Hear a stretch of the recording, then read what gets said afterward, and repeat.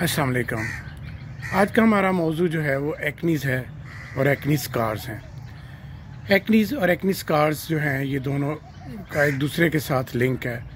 अगर अब आप एक्नीज़ को वक्त पे कंट्रोल नहीं करेंगे, उसके लिए प्रॉपर मेडिकेशन और प्रॉपर केयर नहीं करेंगे, तो वो फिर अपने पूरा टाइम लेते हैं, बड़े होते हैं और बहुत डीप स्कार बनाकर तो फिर जाते हैं। और फिर उन डीप स्कार्स का इलाज जो है वो एक बहुत बड़ा मसला बन जाता है।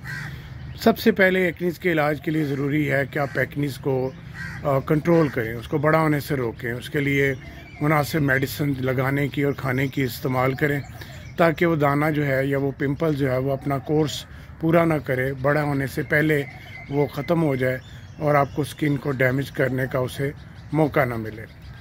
अब उसके बाद अगली स्टेज आती है कि अगर दाने बड़े बन ही गए हैं और इस तरह के निकले हैं या नोड्यूलर सिस्टिक एक्नीज़ की किस्म है, तो वो ज़ाहिर है फिर गहरा निशान डाले बगैर नहीं जाएगी और आपको स्किन को बुरी तरह से वो डैमेज कर देगी।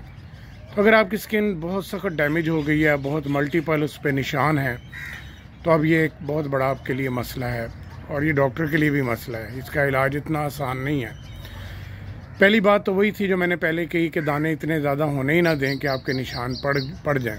लेकिन अगर निशान बन ही गए हैं, अब क्या करना है? अब पहले तो सबसे पहले उनकी टाइप्स देखें कि आपके एक्नीज़ के जो स्कार्स हैं उनकी कौन सी टाइप है। सुपरफिशियल है, आई स्पिटेड स्कार्स हैं, बहुत से डीप स्कार्स हैं, पिगमेंटेशन है, और बात का ये सारा कुछ इकट्ठा हो जाता है। तो जब हम पेशेंट्स की स्किन को क्लोजली देखते हैं तो हमें ये फिर तमाम किस्म के जो स्कार्स और निशान हैं वो उसमें नज़र आते हैं। अब इसका सबका स्टेप बाय स्टेप इलाज बड़ा ज़रूरी है। इसमें आपके लिए अच्छा फेस वॉश का इस्तेमाल, अच्छा मॉइस्चराइज़र का इस्तेमाल जो मॉर्निंग के वक्त आपकी स्किन की प्रोटेक्शन करे, खुसूसन ऐसे मॉइस्चराइज़र जो ऑयल फ्री हों ताकि आपके मज़ीद दाने निकलने का बाइस ना बने। फिर ऐसी दिन के वक्त मेडिसिन जो आपके एक्नीज़ को कंट्रोल करे और उसको दोबारा नए दाने ना निकले ताकि नए निशान ना बने।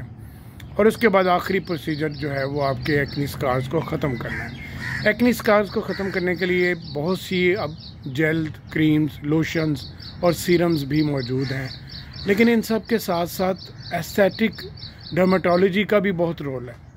एस्थेटिक डर्मेटोलॉजी बिल्कुल एक डिफरेंट फील्ड है जो आम डर्मेटोलॉजिस्ट जो है वो परफॉर्म नहीं करते। उसके लिए अलहदा प्रोसीजर्स हैं। उसके अंदर आपके micro needling, piling, chemical peeling और इस तरह के दूसरे प्रोसीजर और लेज़र का इस्तेमाल, ये सारा एस्थेटिक डर्मेटोलॉजी के अंदर आता है। और इसके लिए आपको उन्हीं के कंसल्टेंट्स जो हैं उन्हीं से एग्ज़ामिन भी कराना पड़ेगा और उन्हीं से मुकम्मल इसका जब ट्रीटमेंट कराना पड़ेगा जब तक कि आपकी स्किन बिल्कुल स्मूथ और नॉर्मल और इवन नहीं हो जाती। तो लिहाजा ये इस वीडियो का यही मैसेज है कि अपने एक्नीज़ को रोकें, कंट्रोल करें, अपने डर्मेटोलॉजिस्ट को मिलें।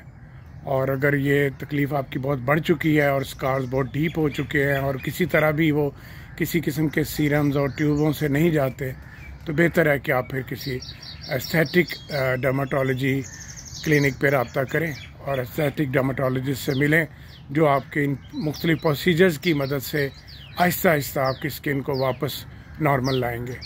बाकी जहाँ तक मेडिसिन का ताल्लुक़ है, जितना मेडिसिन से हम ठीक कर सकते हैं उसके लिए जेल्स और क्रीम्स और सीरम्स हैं, उसमें हम पेशेंट को गाइड करते हैं। दानों के लिए और निशानों के लिए जो हमारे पास पॉसिबल अवेलेबल ट्रीटमेंट है हम मेडिसिन से करते हैं।